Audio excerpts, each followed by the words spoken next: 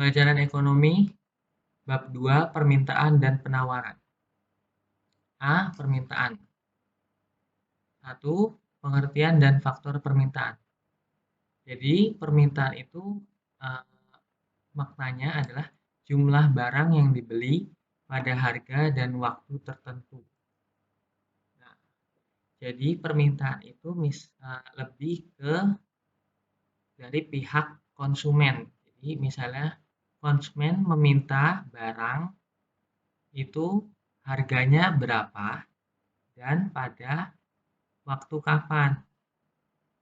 Misalnya konsumen ini membeli roti, itu roti jumlahnya misalnya 1, terus harganya 2.000 dan waktunya misalnya siang. Nah, itu berarti konsumen itu meminta barang itu roti. Terus faktor dari permintaan itu ada harga, ada tingkat pendapatan, ada selera, ada jumlah penduduk. Nah, misalnya yang harga. Misalnya permintaan harganya lagi naik nih. Rotinya lagi naik, misalnya dari 2.000 jadi 5.000. Nah, itu jadi nanti permintaannya itu bakal turun, permintaan konsumennya. Misalnya yang setiap hari belinya 2 roti, jadi nanti misalnya kalau harganya naik jadi 5.000, nanti belinya cuma 1 roti. Nah, itu namanya permintaannya turun karena faktor harga. Misalnya lagi ada jumlah penduduk. Misalnya negara A penduduknya lebih besar daripada negara B. Nah, itu jadi permintaan akan barangnya, misalnya roti itu tadi untuk kebutuhan sehari-hari. Nah, berarti permintaan roti di negara A akan lebih tinggi daripada permintaan roti di negara B. Nah, itu faktor jumlah penduduk dan faktor-faktor lainnya itu sama. Nah, apa sih yang bisa kita ambil dari eh, contoh faktor tadi itu? Ya, adalah hukum permintaan. Jadi, jika harga naik, maka permintaan turun. Dan sebaliknya bisa bisa juga. Jika harga turun, maka permintaan naik. Jadi sama kan kayak misalnya harga roti naik dari 2.000 jadi 5.000. Nah, permintaannya turun. Nah, itu sama kayak hukum permintaan. Harga naik, permintaan turun. Atau sebaliknya, harga turun, permintaan naik. Terus, nomor 3, ada macam permintaan.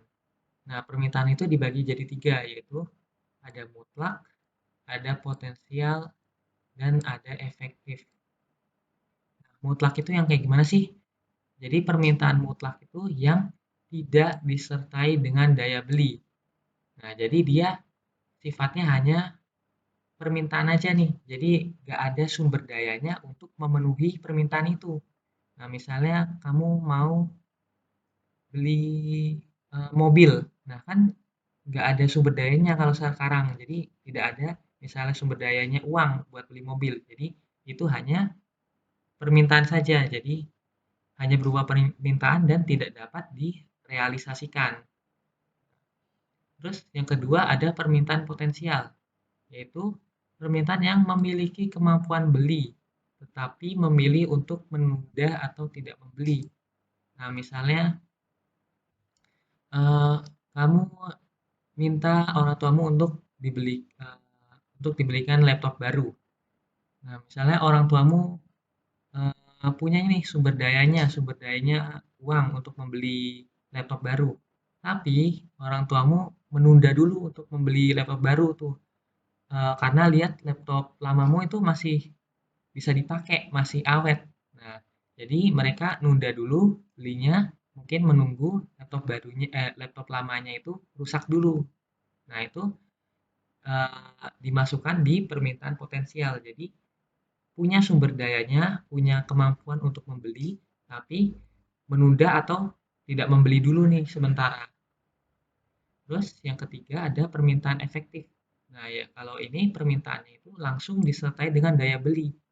Jadi punya sumber dayanya, terus dia itu sebuah keinginan atau kebutuhan dan langsung dibeli. Jadi tidak menunggu lagi, tidak menunda.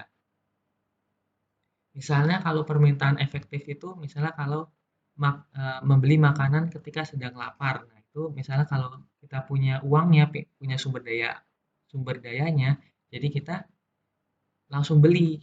Nah, itu contohnya permintaan efektif.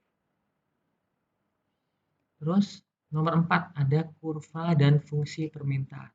Nah, kurvanya di sini secara umum kurvanya kayak gini di permintaan. Di sini ada P dan ada Y. Nah, P ini dia dari garis vertikal. P itu artinya di sini harga. Jadi harga suatu barang. Nah, Y ini ada di garis horizontal. Itu artinya jumlah barang yang diminta atau bisa juga jumlah barang. Nah, Y ini bisa diganti dengan huruf Q. Jadi sama saja Y sama Q itu sama artinya jumlah barang. Nah, terus gimana sih kurva dari permintaan itu? Nah, bisa kita lihat di sini tadi, di hukumnya ini lihat jika harga naik maka permintaan turun. Di sini tadi itu harga, P itu harga, dan Y itu jumlah. Tadi hukumnya harga naik, permintaan turun. Nah, misalnya di sini P, P awal, harganya misalnya 50.000.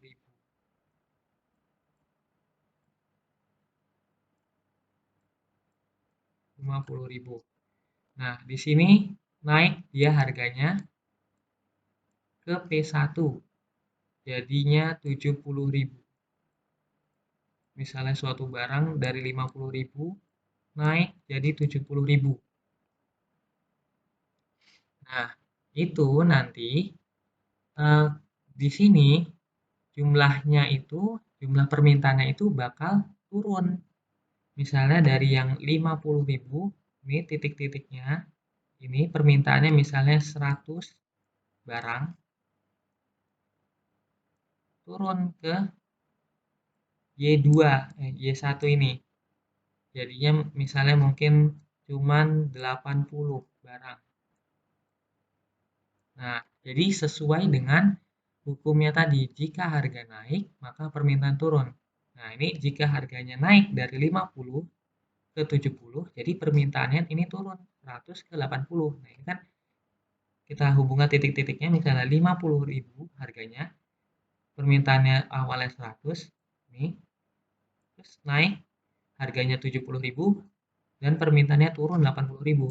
Nah, ini nanti akan ketemu kurvanya, kurva permintaan. Nah, ini kurvanya. Kurva permintaan itu akan selalu berbentuk negatif, kemiringan negatif. Jadi miringnya itu dia ke bawah kayak gini. Itu kurva permintaan. Dia dari kiri ke kanan itu akan miring ke bawah. Jadi disebutnya kurva kemiringan negatif. Nah, ini juga bisa ini kalau kita balik keadaannya misalnya barang dari 70.000 menjadi 50.000. Misalnya dari yang tadinya mahal, peminatnya dikit nih 80. Misalnya terus harganya turun, peminatnya lebih banyak. Nah, ini ntar sama aja jadi kurva permintaan. Karena ini tadi bisa dibolak-balik. Harga naik, permintaan turun, bisa juga harga turun, permintaan naik. Terus nah, kurva permintaan ini bisa digeser-geser, bisa ke kanan, bisa juga ke kiri. Nah, ini kayak gini nih.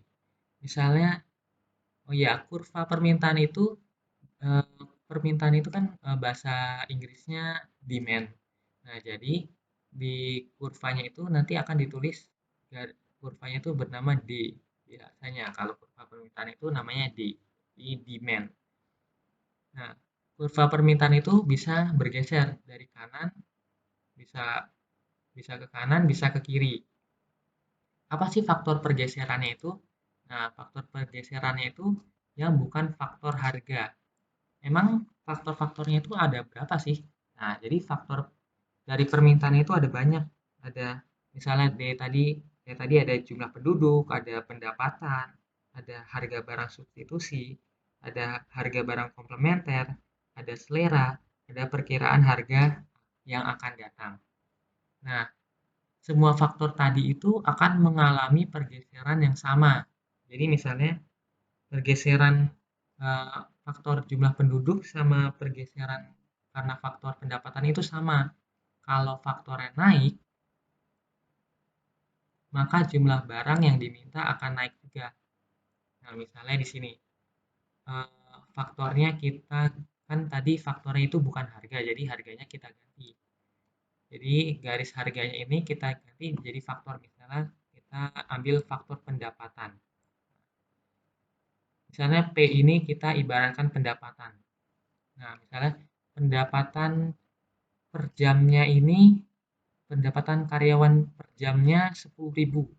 Nah, itu nanti ternyata di bulan selanjutnya naik menjadi 12.000 misalnya. Nah, ini kan di atasnya pendapatannya.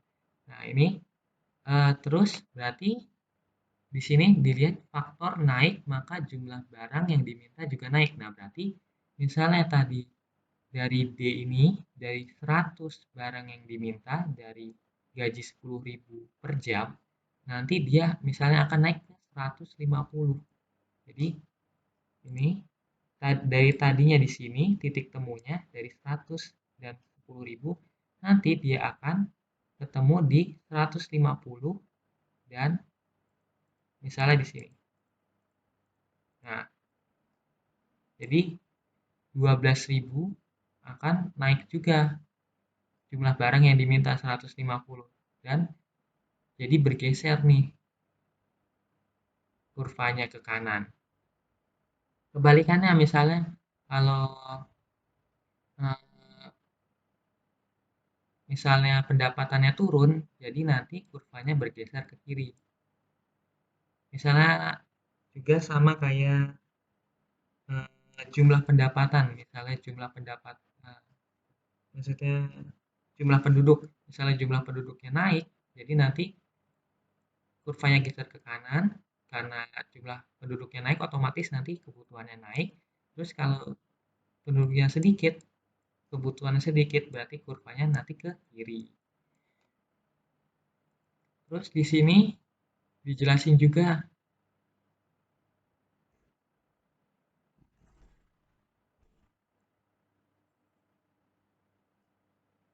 tentang eh, tetapi untuk faktor harga barang komplementer berlaku sebaliknya. Apa sih barang komplementer itu? Jadi barang komplementer itu adalah barang yang bisa digantikan oleh barang lain. Misalnya apa ya? Ya kayak tadi.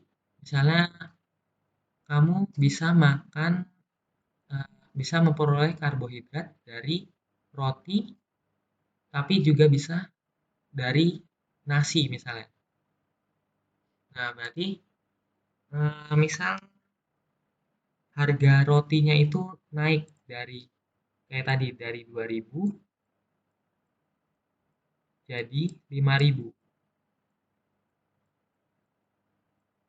Nah, karena roti itu komplementer dari nasi, yaitu bisa dipilih salah satunya, misalnya nasinya harganya tetap 3.000, tetap dia pas roti naik harganya tetap 3.000. Nah, itu akan biasanya konsumen itu akan bergeser ke yang lebih murah. Nah, jadinya berarti permintaan roti itu dia akan turun. Jadi misalnya dari 100 dia akan turun ke 50. Nah, jadi beda kayak yang lainnya tadi. Kalau tadi pendapatannya naik, dia ke kanan, pendapatannya turun ke kiri, dan kalau faktor harga barang komplementer itu sebaliknya. Misalnya kalau harganya naik, dia akan ke kiri karena permintaannya turun, Kalau harganya misalnya dari 5.000 ke 2.000, dia akan permintaannya naik. Jadi dia ke kanan. Tuh, jadi sebaliknya. Terus nomor 6, pengecualian hukum permintaan. Nah, di sini pengecualiannya itu dari hukumnya ini tadi. Harga naik, permintaan turun, atau harga turun, permintaan naik. Nah, yang pertama ada pengecualian barang spekulasi. Jadi barang spekulasi itu jika ada estimasi harga naik, maka permintaan akan meningkat. Nah, misalnya nih, eh, ini di estimasi harga naik, permintaan akan meningkat. Nah, misalnya harga emas. Misalnya harga emas sekarang 800.000. 800.000.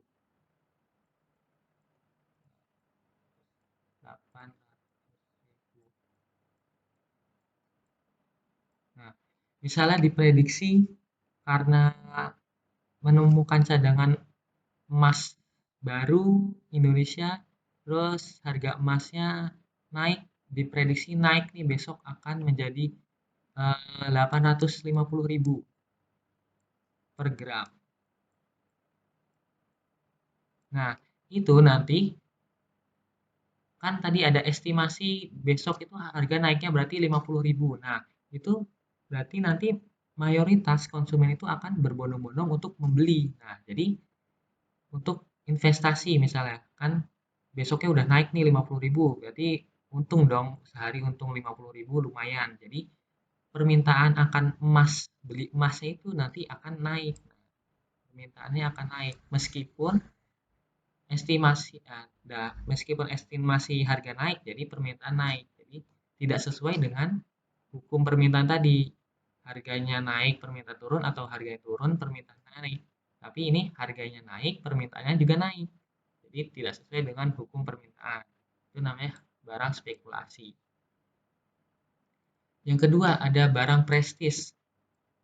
Barang-barang yang berharga tinggi dapat menilai dan dapat meningkatkan nilai prestis seseorang. Misalnya lukisan, mobil mewah, dan barang antik. Nah, ini kalau barang prestis ini, eh, misalnya harganya lebih tinggi, harusnya kan kalau hukum permintaan harganya lebih tinggi, jadi permintaannya lebih sedikit. Tapi nggak berlaku di barang prestis, karena semakin tinggi harga, semakin semakin prestis itu barang, maka akan semakin banyak yang mencari barang itu. Jadi permintaannya juga banyak. Nah, itu jadi kebalikannya dengan hukum permintaan. Terus yang ketiga ada barang inferior. Nah, barang inferior itu adalah barang yang ditinggalkan pemiliknya ketika ia mendapatkan penghasilan yang lebih besar. Nah, jadi barang inferior itu contohnya mobil bekas. Misal ada eh, orang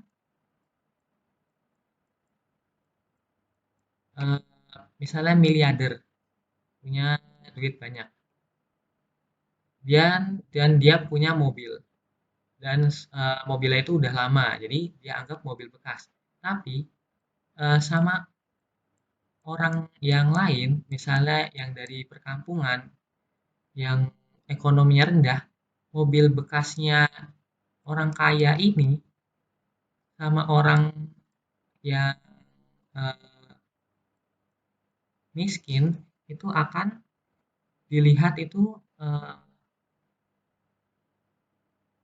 masih mewah gitu, masih masih mempunyai nilai guna. Nah, itu nanti dimasukkan ke barang inferior. Jadi ketika yang satu menilai itu nilainya sudah rendah, tapi yang satu menilai itu nilainya masih tinggi. Jadi tidak sebanding. Terus yang barang keempat adalah barang given. Given ini adalah barang yang banyak dikonsumsi orang pada saat harga naik. Contohnya di sini adalah pakaian bekas. Nah, misalnya ada pakaian bekas dijual dijual 2.000 per potong. Nah, ini nanti orang-orang konsumen itu pada mikir, kok harganya murah banget, apakah ini legal, apakah ini udah bersih dari kuman-kuman, udah dicuci, apakah ini eh, sehat untuk dipakai. Nah, itu malah kalau harganya terlalu murah, nanti banyak konsumen yang malah berpikir eh, apakah itu bagus untuk dia. Nah, itu nanti kalau penjualnya menjual lebih mahal sedikit, misalnya 5.000, nah itu nanti malah konsumen itu malah pada tertarik. Jadi harga itu harus pas, nggak terlalu murah, nggak terlalu mahal. Nah, itu jadi itu yang dinamakan barang given.